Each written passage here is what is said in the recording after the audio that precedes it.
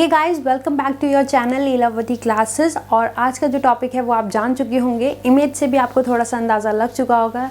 Yes, you are right, that is ocean currents. महासागरीय धाराओं के बारे में आज हम पढ़ेंगे। लेकिन शुरू करने से पहले एक छोटी सी अपील, आप हमें वेरियस प्लेटफॉर्म्स पे फॉलो कर सकते हैं, फेसबुक, ट्विटर, टेलीग्राम और इंस्टाग्राम। लिंक सारे प्लेटफॉर्म्स का डिस्क्रिप्शन बॉक्स में दिया जा चुका है। साथ साथ बहुत सारे कमेंट्स आ रहे हैं कि मैम इसका कंपाइलेशन दे दीजिए, इसका PDF दे दीजिए। तो इन सारी चीज़ों के लिए आपको जिसका भी कंपाइलेशन चाहिए या जिस पर भी वीडियो चाहिए या जिसका भी PDF चाहिए, आप उस सब के बारे में हमें बता सकते हैं। और साथ साथ अब आपको रोज़ एक नया क्वेश्चन डिलीवर किया जाएगा जिसका आप हमें आंसर दे सकते हैं। That is on Instagram and Telegram. आप जाएं और उस चीज़ को चेकआउट करें। साथ साथ बहुत सारे बैचेस, जो नए बैचेस शुरू होने वाले हैं related to UPSC, PCS and UPSI और अदर ब्रांचेस के लिए, आप उन सब के बारे में भी इंफॉर्मेशन सबसे पहले जान सकते हैं ऑन टेलीग्राम एंड इंस्टाग्राम। सो आप जाकर हमें वहाँ पे फॉलो कर सकते हैं। लिंक डिस्क्रिप्शन बॉक्स में दिया जा चुका है। आपकी कोई भी क्वेरी आती है रिलेटेड टू एनी कंटेंट और any thing which you want कि मैम इस पर हमें सबसे पहले दे दीजिए, तो आप उस सब के बारे में भी हमें बता सकते हैं। So go check it out guys. तो अब चलिए आज की क्लास शुरू करते हैं। और ओशियन करंट्स के बारे में अगर हम बात करें तो ओशन करंट्स, बहुत महासागरीय धाराएं में काफ़ी कन्फ्यूजन रहता है बच्चों को, क्योंकि अलग अलग डिफरेंट तरीके के जो क्वेश्चंस इससे बनते हैं उसमें ये पूछ लिया जाता है कि ये धारा कहाँ पर बहती है, ठीक है, या फिर ये क्वेश्चन पूछ लेते हैं कि वो गर्म धारा है या फिर ठंडी धारा है, और इन सबको याद करने में बहुत परेशानी होती है। तो अब इस लेक्चर्स को सुनने के बाद और इस लेक्चर को अटेंड करने के बाद ये सारी कन्फ्यूजन आप सबके दूर होने वाले हैं। वीडियो को लास्ट तक ज़रूर देखें। थोड़ा सा बड़ा होगा क्योंकि इस वाले क्लास में आज हम बेसिक्स के साथ शुरू करेंगे, थोड़ा सा बेसिक जानेंगे और उसके बाद move on to the main कि क्या क्या क्वेश्चंस आते हैं और किस तरीके से क्वेश्चंस बनते हैं और क्या क्या चीज़ें हमें याद और पता होनी चाहिए। तो चलिए शुरू करते हैं। सबसे पहले अगर हम बात करें तो महासागरीय धारा में सबसे पहले हम बात करेंगे कि करंट क्या होता है। एंड मेक श्योर ये करंट झटके वाला करंट नहीं है, यानी कि वो झटका जो इलेक्ट्रिसिटी यानी कि बिजली से, जो आपके घर में बिजली आती है, ये वो वाला करंट नहीं है। ये क्या है? ओशियन करंट है। तो पहली बात तो यहाँ पर क्लियर हो जाइए। चलिए तो सबसे पहले करंट देख लेते हैं कि करंट एक्चुअली में क्या होता है। So it basically a mass of water moving from one place to another in a defined direction. Words पर फोकस कीजिएगा मेरे, मैंने यहाँ पर डिफाइंड डायरेक्शन पे थोड़ा ज़्यादा जोर दिया है। तो सीधी सी भाषा में करंट क्या है या फिर कोई भी धारा क्या है? एक पानी का बहाव होना, कुछ पानी का बहाव होना एक जगह से दूसरी जगह पर एक निश्चित दिशा में। आसान भाषा में आप किसी को भी बता सकते हैं, एक डिफाइंड डायरेक्शन में मास ऑफ वाटर का फ्लो होना from a place to another. Okay, ये है करंट। अब मूव ऑन करते हैं कि कितनी तरह की करंट हमें पढ़नी है या कितने तरह की करंट हम देखते हैं अगर हम अपने वर्ल्ड मैप की बात करते हैं। तो देखो, जो वर्ल्ड मैप की अगर हम बात करें तो बेसिकली हमें 3 तरह की करंट से मतलब रखना है। और वो 3 करंट क्या है? ड्रिफ्ट यानी कि प्रवाह, करंट धारा, स्ट्रीम यानी कि विशाल धारा। तीनों को मैं जल्दी से समझा देती हूँ। देखिए, ड्रिफ्ट यानी कि प्रवाह का मतलब सीधा सा है कि सरफेस वाटर जो है, ओशियन की सतह पर जो पानी है उसका मूवमेंट होना हवा की मदद से, ठीक है। जो भी सरफेस वाटर है ओशियन का वो आगे की तरफ बढ़ रहा है, किसकी वजह से? जो भी हवा चल रही है, प्रिवेलिंग विंड्स की वजह से फॉरवर्ड मूवमेंट हो रहा है सरफेस वाटर ऑफ ओशियन का। तो उसे हम क्या कहते हैं? प्रवाह। जैसे आप बहुत सारे प्रवाह देखेंगे या बहुत सारे ड्रिफ्ट देखेंगे अगर आप वर्ल्ड मैप में ओशियन करंट्स यानी कि महासागरीय धाराएं देखें तो आपको वेस्ट विंड ड्रिफ्ट मिलेगा, यानी कि पश्चिमी पवन प्रवाह। इसी तरह नॉर्थ अटलांटिक ड्रिफ्ट और बहुत सारे हैं जिन्हें हम एक एक करके सबको कवर अप करेंगे लेटर ऑन क्लासेस में। साथ साथ दूसरा आता है करंट यानी कि धारा। अब धारा और प्रवाह में क्या अंतर है? दोनों में पानी ही आगे बहेगा, लेकिन दोनों में पानी ही आगे बहेगा, साथ साथ दोनों में एक निश्चित दिशा में ही बहना है, क्योंकि ये तो बेसिक डेफिनेशन है करंट की। पर डिफरेंस क्या है? क्यों हमने अलग अलग नाम दिया है अपनी करंट्स को? तो वो इसीलिए क्योंकि अगर हम धारा की बात करेंगे और अगर हम प्रवाह की बात करेंगे तो इनके बीच में 2 बेसिक डिफरेंस आते हैं। पहला डिफरेंस, धारा और प्रवाह में जो पानी की गति है, यानी कि जिस गति से पानी आगे बढ़ रहा है वो अलग अलग है। प्रवाह में पानी धीमी गति से आगे बढ़ता है, वहीं करंट यानी कि धारा में तेज गति या तीव्र गति से पानी आगे बढ़ता है। दोनों की डेफिनेशन में भी आप देख सकते हैं, here it is forward movement of surface water, here it is fast forward movement of surface water. दूसरा डिफरेंस ये आता है कि जो ड्रिफ्ट है यानी कि जो प्रवाह है ये किसी एक बाउंड्री में नहीं बहता, जबकि जो करंट यानी कि धारा है वो with in a definite boundary, एक निश्चित सीमा में बहता है पानी और एक निश्चित दिशा में। दो चीज़ें अलग करती हैं प्रवाह और धारा को। प्रवाह की गति पानी की कम होती है, जबकि धारा में पानी की गति तेज होती है।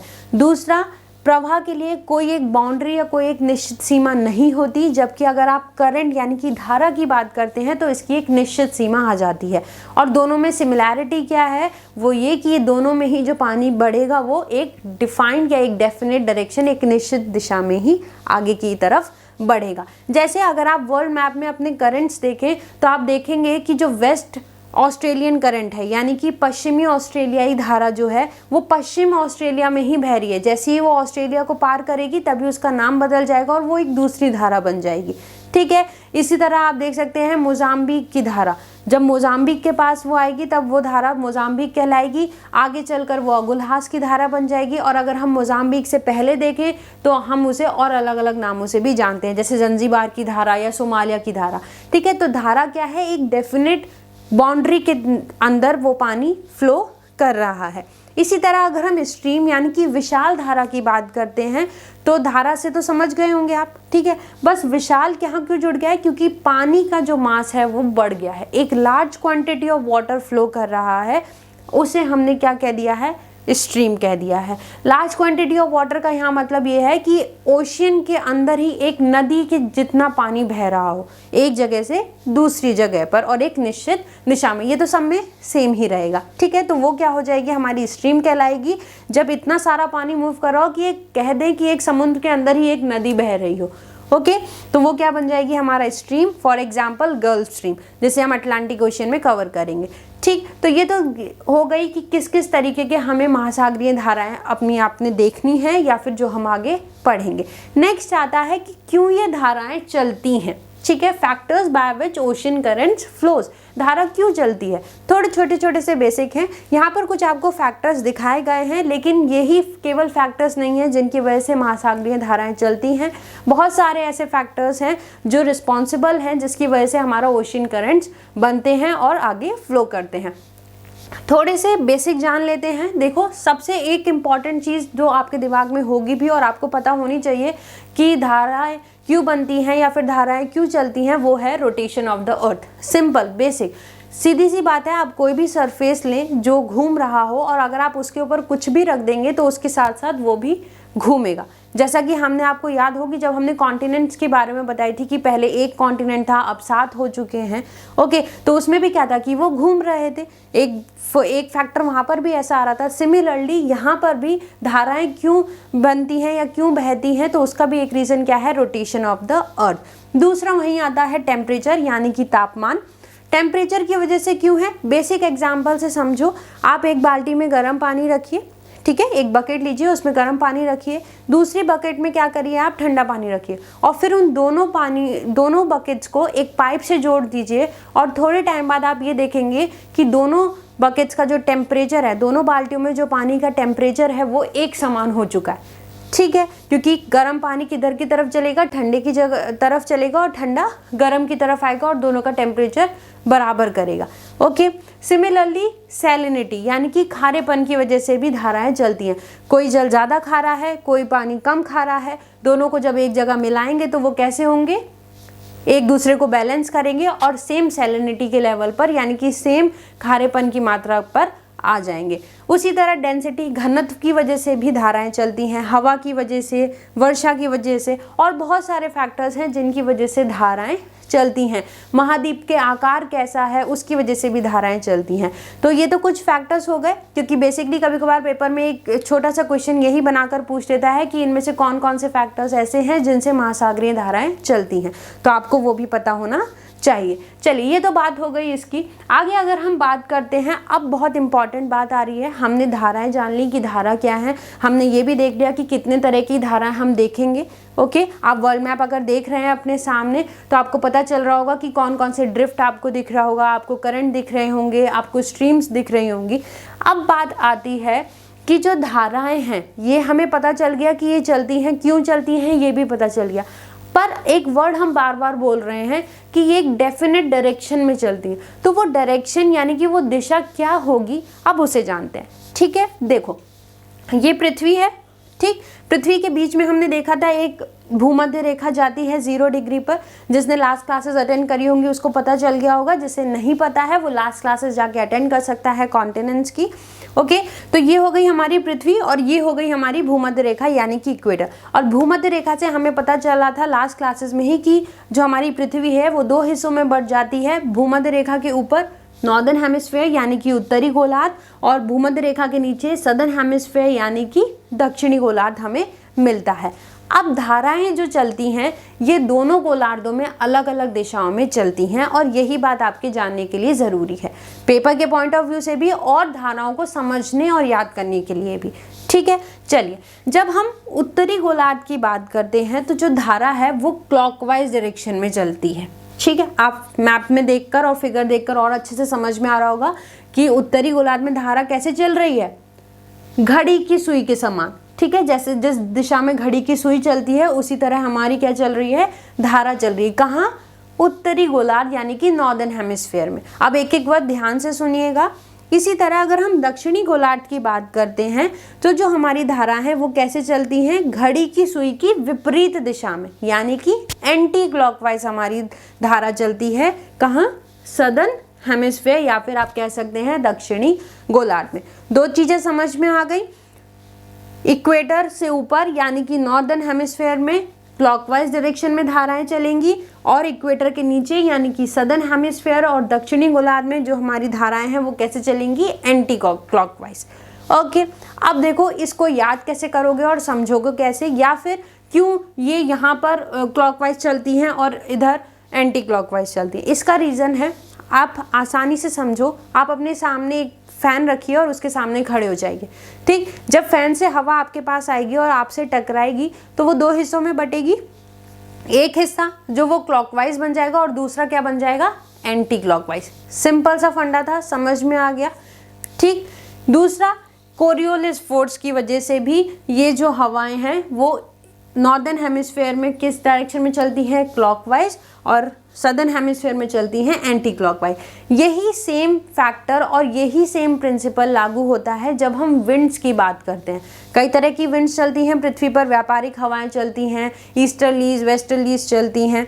ठीक है, तो जब हम विंड्स लेकर आएंगे यानी कि जब हम पवनों की बात करेंगे तब आपको ये और अच्छे से कंसेप्ट समझ में आएगा, क्योंकि विंड्स और करंट्स दोनों ही एक ही फैक्टर पर काम करते हैं और एक ही फैक्टर पर दोनों में ही डायरेक्शंस बताई जाती हैं। ठीक है, अभी के लिए आप बस इतना समझिए कि इक्वेटर से ऊपर यानी कि जब हम नॉर्दर्न हेमिस्फीयर यानी कि उत्तरी गोलार्ध की बात करते हैं तो जो हमारी धारा है वो किस डायरेक्शन में चलती है, घड़ी की सुई के समान, और दक्षिणी गोलार्ध में विपरीत दिशा में चलती है घड़ी की सुई के, यानी कि anti clockwise in southern hemisphere and clockwise in northern hemisphere. ठीक, और इसका बेसिक एग्जाम्पल मैंने आपको बताया भी, आप पंखे के सामने खड़े हो जाए तो जो हवा आपसे टकराकर 2 हिस्सों में टूटेगी, एक हिस्सा उसका क्लॉकवाइज चलेगा और दूसरा हिस्सा क्या चलेगा, एंटी क्लॉकवाइज। चलिए अब और अगर हम बात करें तो यहाँ पर आपको 2 तरह की करंट्स दिख रही होंगी, एक वार्म करंट और एक कोल्ड करंट। ठीक है, हमने दिशा देख ली कि डायरेक्शन हमें पता चल गई कि अब कौन सी जगह पर किस डायरेक्शन में चलेगी।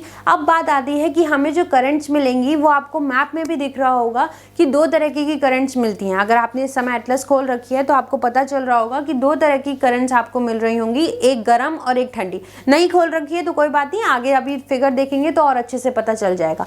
ठीक है, तो देखो वार्म करंट और कोल्ड करंट, क्यों हमें ठंडी और गर्म धाराएं मिलती हैं, ये सोचना क्वेश्चन बनता है ना ये, कि क्यों ठंडी और गर्म धाराएं मिल रही हैं, सारी गर्म ही क्यों नहीं है या सारी ठंडी ही क्यों नहीं है। ठीक है, ये रीज़न अभी हम और आगे इमेजेस देखेंगे तो पता चल जाएगा। थोड़ा सा हिंट यहाँ पर दे देती हूँ, आप अगर गर्म धारा की बात करें तो उसकी अगर दिशा देखें कहाँ से वो चलनी शुरू हो रही है तो आप देखें कि ये इक्वेटर से चल रही है। ठीक है, वहीं अगर हम ठंडी धारा की बात करें तो वो कहाँ से आ रही है, पोल से आ रही है। ऊपर यहाँ नॉर्थ पोल है, यहाँ पर साउथ पोल है। ठीक है, तो जो गर्म धारा है वो कहाँ से चल रही है, इक्वेटर से चल रही है, जबकि जो ठंडी धारा है वो कहाँ से आ रही है, हमारी पोल से आ रही है। इसी तरह आप दक्षिणी गोलार्ध में भी देख सकते हैं, गर्म धारा कहाँ से आ रही है, इक्वेटर से, वहीं ठंडी धारा कहाँ से आ रही है, पोल से। पता चल रहा है ना कि क्यों अब हमें ठंडी और गर्म धाराएं मिल रही है, थोड़ा सा समझ में आ रहा होगा, बाकी अभी और आगे आगे क्लियर हो जाएगा।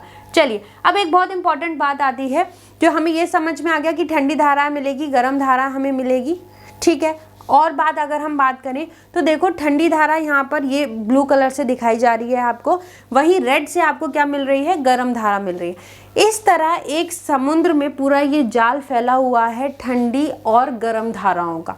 जहाँ पर आप देखें तो जो ठंडी धारा है वो समुद्र की सतह पर नहीं, समुद्र की सतह से नीचे की तरफ चलती है, जबकि जो गर्म धारा है वो समुद्र की सतह पर चलती है। ध्यान दीजिए मेरे वर्ड्स पर, मैंने कहा कि जो समुद्र में जो दो धाराएं हमें मिल रही हैं, गर्म और ठंडी। क्यों मिल रही हैं गर्म ठंडी, वो अभी हमने देखा, क्योंकि इक्वेटर से जो धारा चलेगी वो कैसी होगी, गर्म, और जो पोल से धारा आएगी वो कैसी होगी, ठंडी, ठीक है।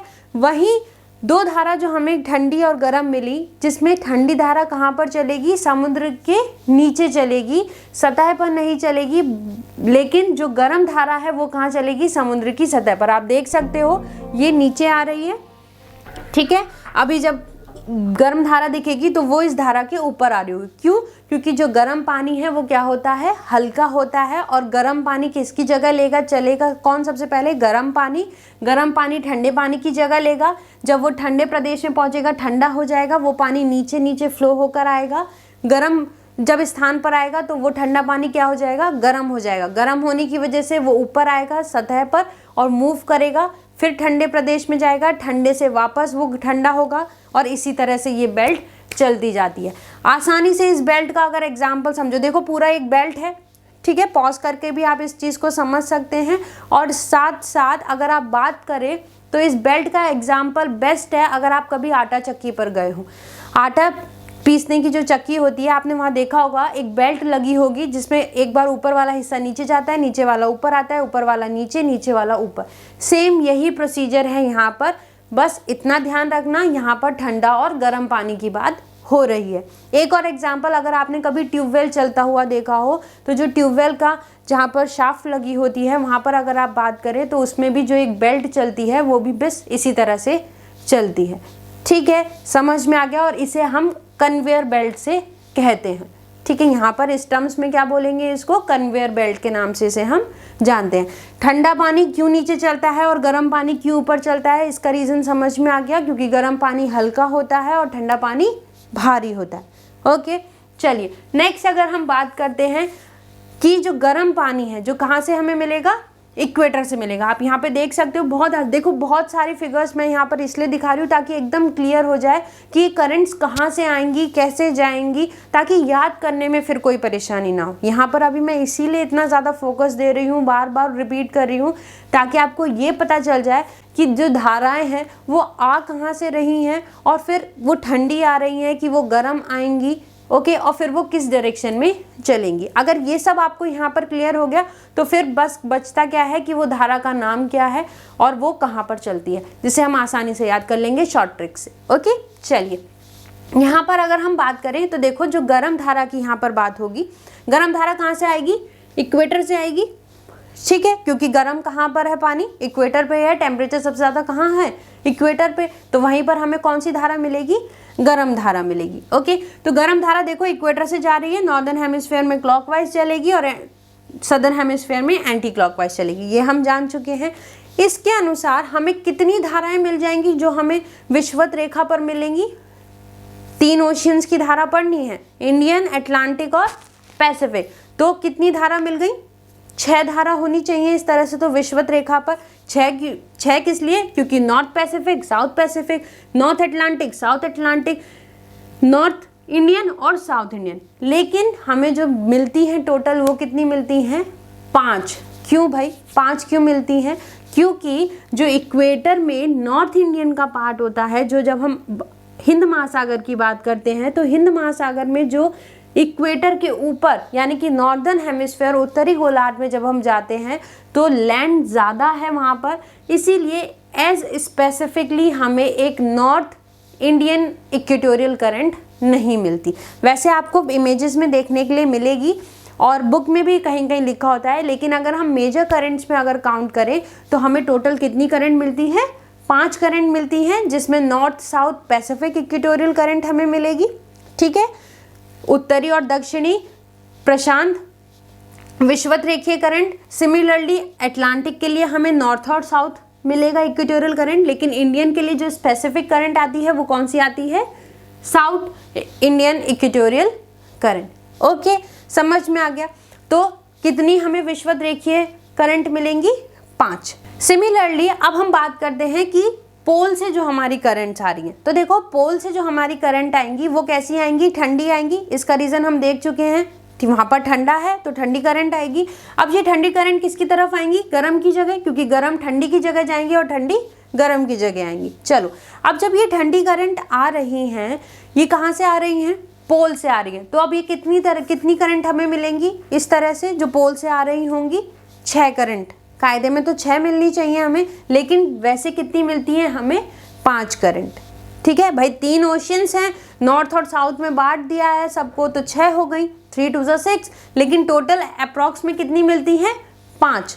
क्यों मिलती है, क्योंकि यहाँ पर भी इंडियन ओशन में अगर हम देखें तो जो नॉर्थ पोलर रीजन है वो एज सच नहीं होता, इसीलिए हमें सिर्फ साउथ इंडियन ओशियन में पोलर करंट मिलती है, अटलांटिक में नॉर्थ और साउथ पोलर दोनों मिलती हैं, पैसिफिक में नॉर्थ और साउथ पोलर दोनों मिलती हैं।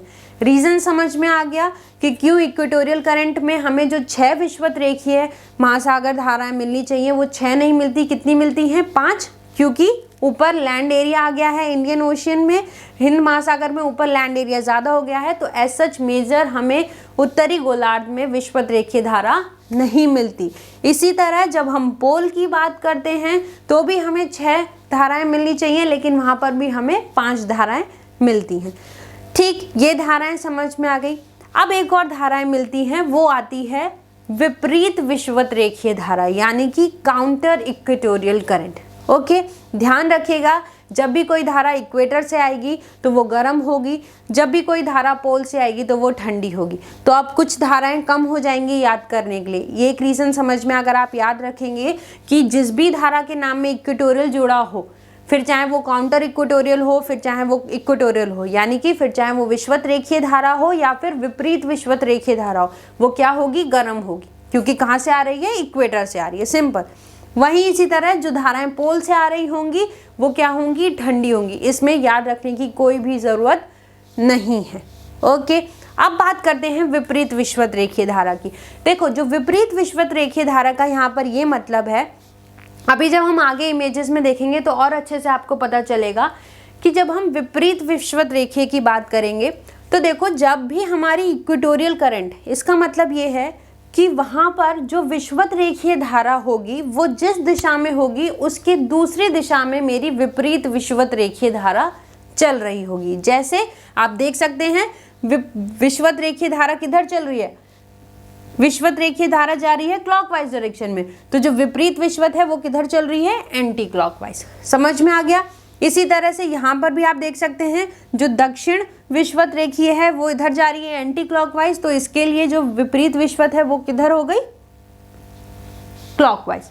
समझ में आ गया। यही है विपरीत विषुवत रेखीय धारा और विषुवत रेखीय धारा में अंतर, यानी कि इक्वेटोरियल और काउंटर इक्वेटोरियल करंट्स में डिफरेंस। क्लियर।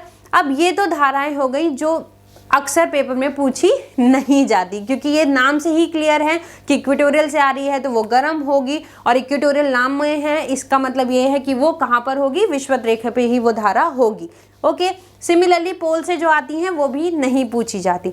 अब रेस्ट जो हमें करंट बचती हैं वो आती हैं जो उनके लोकल नेम्स पर रखी गई हैं, जैसे कि पेरू की धारा, ब्राज़ील की धारा, गल्फ स्ट्रीम, लेब्राडोर की धारा। ये क्या है, इनके नाम के स्थान, जिस स्थान पर ये हैं वहीं उसी स्थान के नाम पर इनका नाम रख दिया गया है। और अब हमें यही याद करनी है पेपर के पॉइंट ऑफ व्यू से, क्योंकि यही ज़्यादातर पूछी जाती है और इसी में अब याद करना है कि कौन सी धारा गर्म है और कौन सी धारा ठंडी है। ओके, अब जब आप वर्ल्ड मैप को देखेंगे और उसमें महासागरीय धाराओं की बात करें तो कुछ इस तरीके से जाल आपको दिखता है महासागरीय धाराओं का। इसमें हो सकता है कुछ एक आधी कम हो, लेकिन हाँ, ये सारी धाराएं हैं जो आपको याद करनी है, जिसमें से हमने 3 तरीके की धाराएं देख ली। एक वो जो पोल से आती हैं, एक वो जो इक्वेटर पे चलती हैं, और एक वो जो काउंटर इक्वेटोरियल चलती हैं।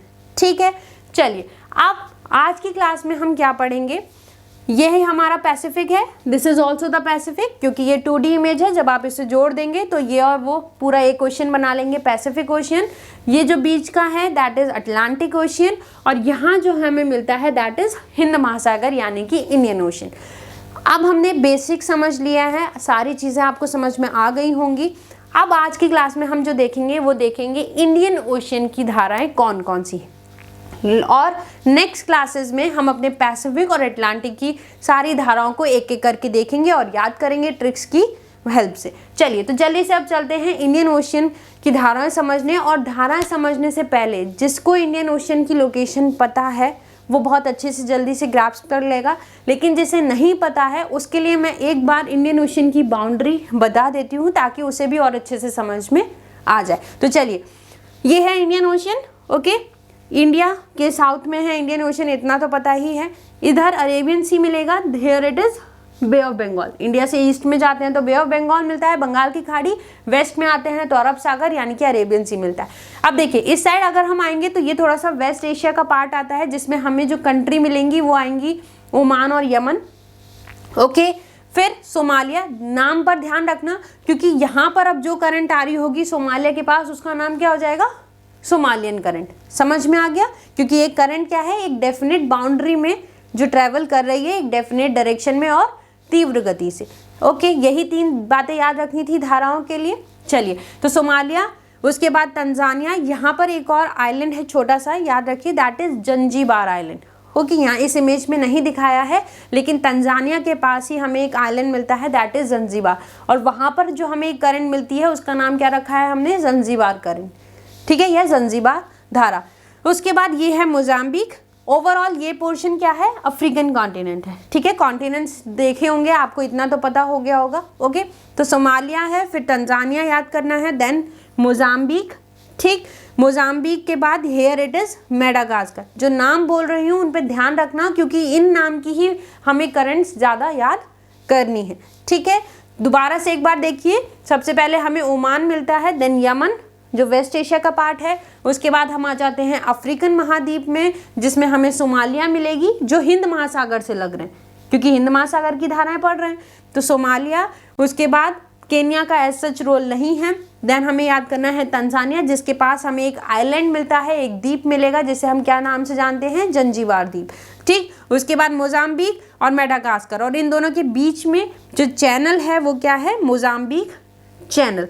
ठीक, वहीं अगर हम हिंद महासागर के पूर्व में चलें तो हमें क्या मिलता है, यहाँ बंगाल की खाड़ी आ गई, उसके बाद यहाँ अंडमान निकोबार है, फिर ये मलेशिया और इंडोनेशिया वाला पार्ट आ गया है, साउथ ईस्ट एशिया हो गया है, दक्षिण पूर्वी एशिया, और उसके बाद यहाँ पर ऑस्ट्रेलिया का कौन सा हिस्सा, वेस्ट ऑस्ट्रेलिया। ठीक, क्यों वेस्ट ऑस्ट्रेलिया कह रही हूँ, क्योंकि वेस्ट ऑस्ट्रेलिया वाला पार्ट ही है जो हमारा ऑस्ट्रेलिया से लग रहा है।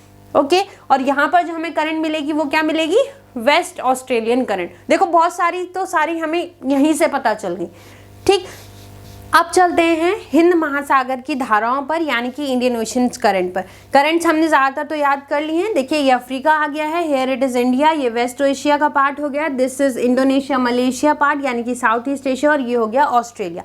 करंट्स देख लीजिए फटाफट से, इक्वेटर पे चलने वाली यानी कि विषुवत रेखा पे चलने वाली सेम रहेंगी, फिर चाहे वो हम हिंद महासागर की बात करें, प्रशांत की बात करें या फिर अंध महासागर की बात करें। ठीक, बस नाम बदल जाएगा, वहाँ पर इंडियन ओशन लग जाएगा, and similarly in all the cases. चलिए तो इक्वेटोरियल पे चलने वाली एक साउथ इक्वेटोरियल है, एक नॉर्थ इक्वेटोरियल, और उसी में मेजर जो है वो क्या आएगी, काउंटर इक्वेटोरियल। ठीक, डायरेक्शन पता चल गई विषुवत रेखा पे चलने वाली की। नेक्स्ट जो हमें याद करनी है वो है, यहाँ पर अब आप कह रहे होंगे कि मैम ये तो अगुलहास की धारा तो आपने बताई नहीं। देखो अगुलहास की धारा बहुत मेजर करंट है जो इंडियन ओशन में पूछी जाती है। क्यों? क्योंकि अगुलहास की धारा 2 धाराओं को मिलाने से बनती है। आप देखो अभी हमने यहाँ पर बताया था कि एक कौन सी धारा जाएगी, मोजाम्बिक की धारा, और एक जारी है ये देखिए मेडागास्कर की धारा। ठीक है, मेडागास्कर की धारा और मोजाम्बिक की धारा आगे जाकर मिल जाती हैं और फिर जो एक धारा बनती है उसका नाम क्या दिया गया है, अगुलहास की धारा। और फिर यही अगुलहास की धारा केप ऑफ गुड होप को जब पार करती है, और केप ऑफ गुड होप से कौन सा ओशन लग जाता है, अटलांटिक ओशन। तो अटलांटिक ओशन में जाकर यही अगुलहास की धारा क्या बन जाती है, बेंगोला की धारा, जिसे हम कब पढ़ेंगे, जब हम अटलांटिक ओशन की महासागर की धाराओं की बात करेंगे। ओके, तो समझ में आ गया कि अगुलहास की धारा कौन सी है, जो मेडागास्कर और मोजाम्बिक की धाराओं को मिलाकर एक धारा बनती है, दैट इज अगुलहास की धारा। उसी तरह एक करंट मैंने बताई थी यहाँ पर आपको, वेस्ट ऑस्ट्रेलियन करंट, यानी कि पश्चिमी ऑस्ट्रेलिया की तरफ जो करंट चल रही है वो कौन सी है, वेस्ट ऑस्ट्रेलिया। ध्यान रखिए वेस्ट ऑस्ट्रेलिया जो करंट है ये ठंडी है, वहीं जो पूर्वी ऑस्ट्रेलिया करंट है वो क्या है, यानी कि जो पूर्वी ऑस्ट्रेलिया धारा है वो क्या है, गर्म है। कैसे याद करोगे, पश्चिमी ऑस्ट्रेलिया ठंडा है, जबकि पश्चिम में क्या है, हमारे पास इतने सारे डेजर्ट हैं ऑस्ट्रेलिया की, जब हम बात करेंगे डिटेल में, लेकिन फिर भी जो पश्चिमी ऑस्ट्रेलिया क्या है वो ठंडा है। इस तरीके से आप याद कर सकते हो कि पश्चिमी ऑस्ट्रेलिया क्या है, ठंडा है, और पूर्वी ऑस्ट्रेलिया गर्म है। ओके, दूसरा अगुलहास की धारा की बात करें, और जो रेस्ट सारी धाराएं मिलेंगी आपको हिंद महासागर में वो सारी की सारी गर्म है। सिर्फ एक ही धारा है पश्चिमी ऑस्ट्रेलिया की धारा जो क्या है, ठंडी है, बाकी सारी हिंद महासागर की धाराएं क्या है, गर्म। और एक और धारा आपको मिलेगी और वो क्या है, वेस्ट विंड ड्रिफ्ट, यानी कि पश्चिमी पवन प्रवाह जो क्या है, ठंडी है। ठीक है, ये तो पूरे ग्लोब पर चल रही है तो वो एक अलग बात है, लेकिन अगर हम स्पेसिफिकली इंडियन ओशन की बात कर रहे हैं तो उसमें हमें एक ही धारा ठंडी याद रखनी है, और वो क्या है, पश्चिमी ऑस्ट्रेलिया। जिसे कैसे याद करोगे कि पश्चिमी ऑस्ट्रेलिया क्या है, ठंडा है, पूर्वी ऑस्ट्रेलिया गर्म है। जब हम पैसिफिक की बात करेंगे तो पूर्वी ऑस्ट्रेलिया देख लेंगे। चल अब एक टेबुलर फॉर्म में देखते हैं कि कौन कौन सी धाराएं हैं हिंद महासागर की, लेकिन उससे पहले एक और चीज जानेंगे। आप यहाँ पर इस मैप में देख रहे होंगे कि जो भी ये सारी धाराएं आपको दिख रही हैं हिंद महासागर की, वो सब कहाँ आ रहे हैं, हिंद महासागर के दक्षिणी हिस्से में, यानी कि जो दक्षिणी हिंद महासागर है वहां पर।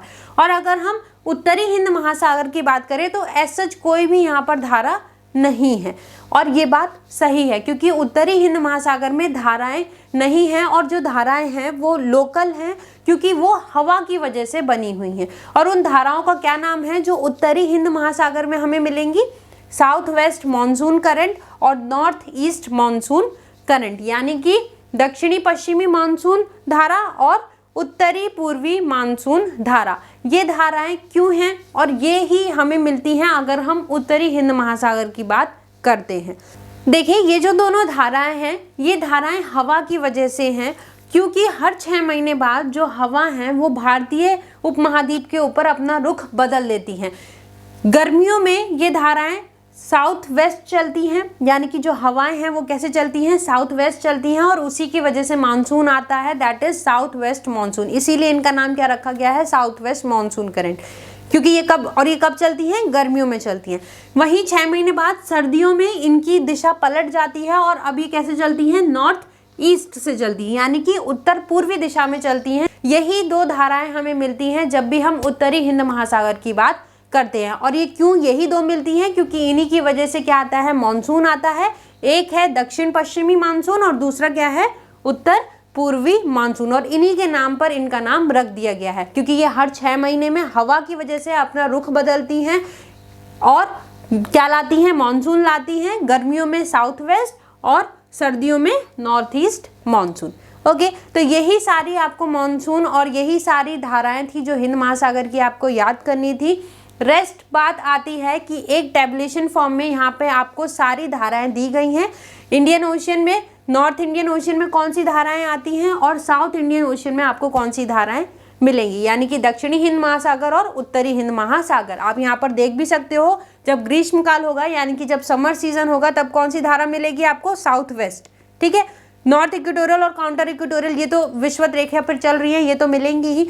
साथ साथ जब विंटर की बात करेंगे तो कौन सी आ जाएगी, मेन धारा नॉर्थ ईस्ट मानसून करंट। ठीक है, वहीं जब हम साउथ इंडियन ओशन की बात करते हैं तब हमें एग्जैक्टली इंडियन ओशन की मेजर धाराएं मिलती हैं, और वो क्या क्या हैं, मोजाम्बिक की धारा, मेडागास्कर की धारा, यही दोनों धारा मिलकर क्या बन जाएंगी, अगुलहास की धारा। वेस्ट विंड ड्रिफ्ट ये पूरे ग्लोब पर ही है और ये ठंडी धारा है, और दूसरी क्या है, वेस्ट ऑस्ट्रेलियन करंट जो हमें स्पेसिफिकली इंडियन ओशन में मिलती है। बाकी सबको ट्रिक से कैसे याद करोगे, क्योंकि बाकी 2-4 बचती हैं और वो भी किसके हैं, अपनी लोकेशन के नाम से ही उनका पड़ा है। होप सो आपको वो सारी धाराएं याद हो चुकी होंगी, लेकिन जिनको नहीं याद हुई है उनके लिए एक छोटी सी ट्रिक बता देती हूँ। मोजाम्बिक की गर्म मेगा जिंजर खाकर हंसते हैं। ठीक है। मोजाम्बिक की गर्म मेगा जिंजर खाकर हंसते हैं, यहाँ पर समझ लीजिए मोजाम्बिक मतलब मोजाम्बिक की धारा गर्म है, यानी कि सारी धाराएं जो भी आएंगी वो सब क्या है, गर्म है। मेगा का मतलब मेडागास्कर से है और जिंजर का मतलब जो जंजीबार, क्योंकि ये ज़्यादा इंपॉर्टेंट हो जाती है। सोमालिया तो आप याद रखेंगे क्योंकि सोमालिया कंट्री भी है, लेकिन जंजीबार कभी बार दिमाग से स्किप हो जाता है, तो जिंजर खाकर हंसते हैं।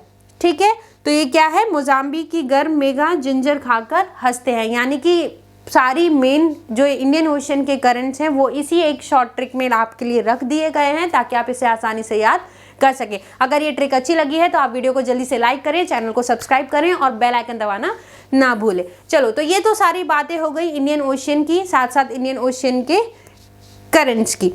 अब नेक्स्ट क्लास में हम लोग क्या देखेंगे कि अटलांटिक में कौन कौन सी करंट चलती हैं और उनके लिए ट्रिक्स लेकर आएंगे, साथ साथ पैसिफिक ओशियन के लिए। आई होप कि आपको ये लेक्चर अच्छा लगा हो। आप हमें लाइक करें, शेयर करें, सब्सक्राइब करें और साथ साथ टेलीग्राम, फेसबुक, इंस्टाग्राम पर फॉलो करना ना भूलें। Till then take care, good bye.